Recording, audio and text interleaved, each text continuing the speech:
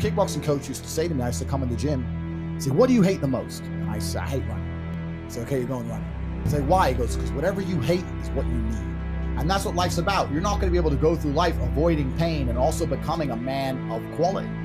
You're going to have to be that guy who's been through so much shit that he can wake up and go, this ain't nothing. This ain't nothing compared to back then. This ain't nothing compared to that time. You know, and if you're not going to be that guy, then you're going to always suffer the consequences of not being that guy. There's pain to become important, and there's pain in not being important. We live in a comfortable world now where people think, oh, it doesn't matter, it doesn't matter. But you know what? To some degree, it does matter. It does matter, and I'll tell you who it matters to. It matters to your soul, and it matters to God. I stand in the mirror with a pure heart. I know I am the best version of me that could possibly ever exist. I know that God is proud of me. There's nothing that God hates more than sloth and laziness. If God were to create a man and that man were to sit around and do fuck all, God will frown upon you. It's why you're never lucky. Start to work. Start to show God the beauty of his own creations. You'd be amazed how lucky you'll become. All these men are out here complaining that things are difficult. The reason it has value is because it's difficult. If it was easy, everyone would have it and it wouldn't have any value. The fact that it's hard to do is the reason it has a value in the first place. How are you going to complain that it's hard to be the man, but then also understand that being the man has value? They are linked. You cannot separate the two. It's a logic fail. If you love the fact, if you love the idea of being that character you dream of yourself to be, then you should love the fact it's hard to become that man, because it means no one else can do it. This is what I love. I love everything about my life. I know the shit I've been through to become who I am, and I wouldn't trade a second of it. There's a whole generation of men who have been raised without being prepared for war, because that's what life is. It's a war for resource, it's a war for females, it's a war for attention, it's a war for domination. It's war. And as a man, you have to establish yourself in a hierarchy of men. There is a global hierarchy of men, and there are men out there right now who are born with every genetic advantage, and they're 7'2" and be a difference. You still have to find a way to fight and compete. If you don't make yourself valuable, you have no value. You have to get up and do it. This is how life works, right? If you even, let's take cars. You're driving at 200 miles an hour. You don't feel it. It's accelerating to 200 miles an hour that you feel. You don't feel once you're doing the speed. You feel the acceleration. It's the acceleration that's exciting. You need to feel the change in your life to benefit from it. Most of the time, you don't feel like doing the things you're supposed to do. But the true masculine frame throughout history was doing the things they didn't want to do, but they knew they had to do because they had honor and duty. That's what honor and duty means. Do you think the men on the Titanic wanted to stay on the fucking Titanic? No, we're men. We have to stay. We're scared, but we must. It's our duty. It's on the other side of fear that you're going to garner the respect of other individuals. You have to do things that they're afraid to do, meaning most likely you are also afraid. I've done a bunch of shit I was afraid. I was afraid 87 times before I got in the ring and cage. It's scary. I lived a scary life, but by going through all of that, I am now respected. You have to learn to face your fear. I'm not saying not be afraid, because that's not brave. If you do something and you're not afraid, you're not brave. You have to be afraid and do it anyway. That's what courage is. So I'm not saying you can be as scared as you want, but you still have to go. You're not gonna have a big life that's a calm ocean. You need to learn to just surf the waves and laugh, because most people just collapse under the pressure.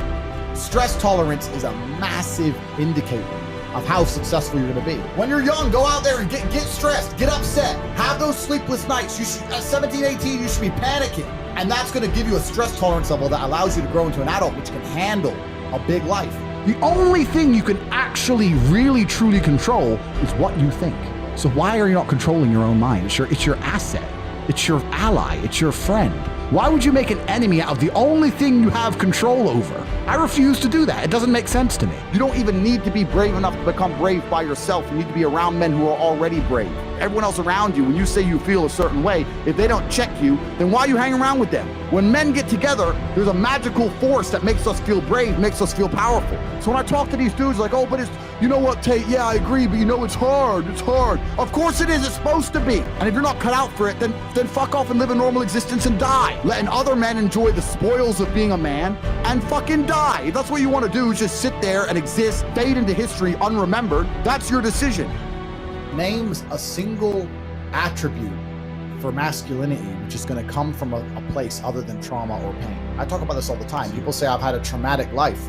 I say, well, then you're very, very fortunate. You had a traumatic life. Now, you may have misused that trauma. You may have misplaced it. You may have accepted the matrix telling you that you now have an excuse to fail, as opposed to using it to grow. But every single man of value went through trauma, and they went through pain. It's going to be painful to get strong, painful to get rich, painful to become important. It's going to be painful to become good with women. Your heart's going to get broken a bunch of times. You have to be prepared for the pain. If you're not ready for pain, you're never going to be anything that matters. This is down to you, my friend. And listen, you may feel fired up for 10 minutes after this little talk, but you're not going to feel fired up forever. You need to put systems in place. You need to get discipline. You need to get an atmosphere of people around you who are going to keep you accountable and not make it easy for you to continue to be a fucking nobody. And then you're going to fix your life. Otherwise, you're going to stay a nobody. That's your problem. It ain't my problem. What you can't do is devalue yourself or your attention in any way. What happens now in the modern world is that men's attention no longer has value. In the 1950s and 60s, if a girl got the attention of a good-looking guy, it meant something. Because how many times can she get the attention of a good-looking guy? She walks down the street, whatever. In the world of Instagram and Facebook and social media, a girl's getting blown up. So what does your attention have? Your attention has no value. So the way you give it value is, one, becoming a higher value man, but another way you have to make sure your attention has value is you don't throw it away, because it suffers from inflation like anything else. And this is how you end up with guys who are buying presents, taking girls on holiday, doing everything for them, but their attention is so low value that it means less than one text from me after 3 months. Being smart, being witty, all these things help. But this is the reality of life as a man, is that you have to build your value. And people say to me all the time, oh yeah, Tate, you get girls. I said, I got girls because I became a kickboxing world champion. That's thousands of hours in the gym. I wasn't born with some magic. I wasn't born with some tool.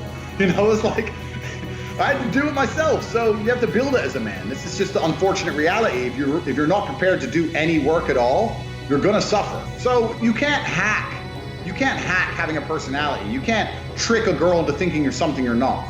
If you want a woman to really respect you, then be a man worthy of respect. It's really that simple. And on top of that, one of the easiest ways to be a man worthy of respect is to refuse to take disrespect.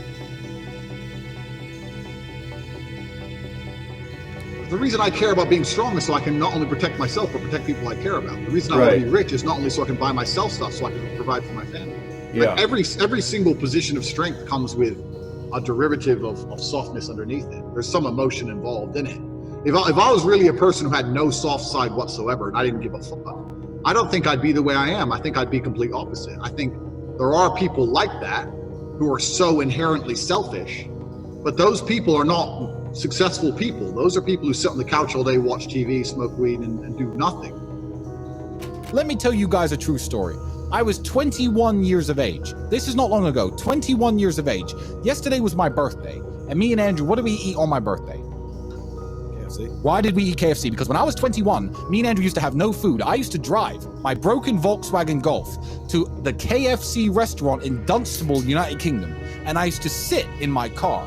And you couldn't ever eat anyone's leftover food if they ever had their mouth on it. But at KFC, they used to buy buckets. And I would sit and wait for people to sit outside, eat their meal, and leave the bucket on the table. And I used to go and take that bucket, 3 or 4 pieces of chicken. And I used to collect 20, 30, 40 pieces of chicken that were perfectly fine left in the buckets. And I used to go home and I used to freeze that chicken.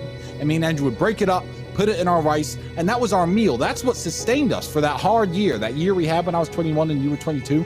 That's how broke we were. I used to scavenge chicken from KFC because I thought, fuck it, I'm not dying and I'm not losing my kickboxing fights because I don't have enough protein. What am I going to do to make it through the day? That's how broke I was. And that's a sad story if you never make it out.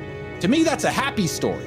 That's a story of triumph. Now it's like, hey, Andrew, it's my birthday. What we doing? KFC? And it's a big joke. We sit there eating our KFC laughing about how we used to scavenge KFC chicken. Yeah. If you're a man who's never had hard times, you're not a very good man. Any man who's had an easy life is going to fall and collapse in the face of adversity. And the whole point of being a man, the whole point of masculinity is the ability to resist. I'll tell you the coolest thing about being rich, because I'm a little bit rich now. A little bit. The coolest thing about being rich is remember when I was broke. That's all it is. Having money in and of itself really isn't that interesting. No, it's not. You buy the house, you buy the car, you buy the watches, you buy some clothes, blah, blah. It's boring. It's only cool to sit there with my brother in fucking Nurse restaurant with Salt Bae being an idiot, spending 15 G's and saying, do you remember when we didn't have a penny? Right. 15 grand for dinner? We never had 15 grand in our savings account in our lives. Damn. Do you remember that time we were living off those 10p packs of noodles for 2 weeks? You need this juxtaposition. There is no light without dark. You will not appreciate your six-pack unless you didn't have one and you had to earn it. That's how the world works. Why I think I fight? Do I enjoy it? No. Do I enjoy training? No. Do I enjoy cutting weight? No. Am I nervous? Yes. Do I think to myself, what am I doing? Yes. Completely. Unfortunately, it's one of those things you're either born with or you're not. And the only way I can explain it to try and make it make any sense is that if I'm not doing something which is either extremely difficult or extremely stressful, I'm in a perpetual state of crippling boredom. I can't explain it. I see other people live their lives and they're like, oh, I can't wait for the weekend because I want to watch this movie. I think, who cares about a movie? You're looking forward to the weekend for a movie? Looking forward to the weekend to get drunk? Like, these things to me are so mundane. They mean nothing. And if I don't fight, if I'm not in a situation where I'm stressed or worried or concerned, I'm just perpetually bored. And boredom's crippling. If you're an intelligent person and you've got a good brain on your shoulders, you can't just sit there bored, you know? So most smart people take the academic route to avoid boredom, and they learn, but that's never really interested me either. Although I've always been an intelligent guy and I've always done well academically, it never really interested me. And then I see people climb Mount Everest or jump off buildings or do base jumping, or the guy who jumped from space. People think, what's he doing? He's crazy. I understand. Because some people can't live normal lives. Some people cannot just function 9 to 5 office job, get drunk at the weekends. That is not for some individuals, and it's not for me. So I have to find something which keeps me physically tired enough to stop me going AWOL, and mentally tired enough. And I've chosen fighting, because without this, when I'm not in training, I wake up every day and think, okay, what am I gonna do today? It's 9 a.m. on a Tuesday, I'm bored, everyone's at work, I'm bored, and I'll end up doing something crazy. I'll either end up drunk, or on the Eurostar, or, you know, it's just a random lifestyle, because I'm constantly looking for never-ending entertainment, and it doesn't exist. I think the only thing that could stop me fighting is if I had enough money to constantly entertain myself. Unless I'm a billionaire, I need something that keeps me focused and keeps me occupied in life. With fighting, I have to train twice a day, and I have to train hard, and the stress it brings in every aspect can replace fun, and my mind is occupied. It occupies me. It's the only way I can try and explain it. It occupies me, and I could never stop doing this even if I lost 100 fights, because I'm not built to live a normal existence. I can't do it. I couldn't just have a kid with some girl and sit at home and work a little bit and relax. I've never relaxed my entire life. I don't know what relaxing is. It's just not me. I think that money buys freedom and freedom buys happiness. I think that the rich people of the world, the number one most intelligent thing they did was convince poor people that money isn't happiness. And I think they did that to prevent revolts. I'm not saying money is the only thing that can make someone happy. I'm not saying money alone will make you happy, but money is certainly a factor to happiness. So the rich people always say, money doesn't buy happiness, but do they ever give their money away? Yeah. So you give your money away. I have a charity, which I own, which takes care of street dogs in Romania. So I rescue dogs. That's really lovely. Have you ever been in love? Absolutely. I completely believe in love. I'm a massive advocate for love. I'm a massive advocate for men and women being in love with each other. I'm not one of them evil predators or one of them playboys who thinks women are just for sex. Not at all. If you're sick in bed, the first thing you do is call a woman, right? You don't call your boys when you're sick in bed, or you call a woman, right? Like, there's a very sacred interaction between men and women. I love the idea of family. I love the idea of children. I love the idea of being in love with a woman. I love the idea of her loving me. I absolutely and utterly believe that men and women are made to be together. I absolutely and utterly believe that men and women should be in love with each other. I believe a woman should love her man and a man should love her woman. I have women who I'm completely head over heels in love with. I ain't gonna take shit. I'm still saying I won't leave you if you disrespect me, but it doesn't mean I don't love her.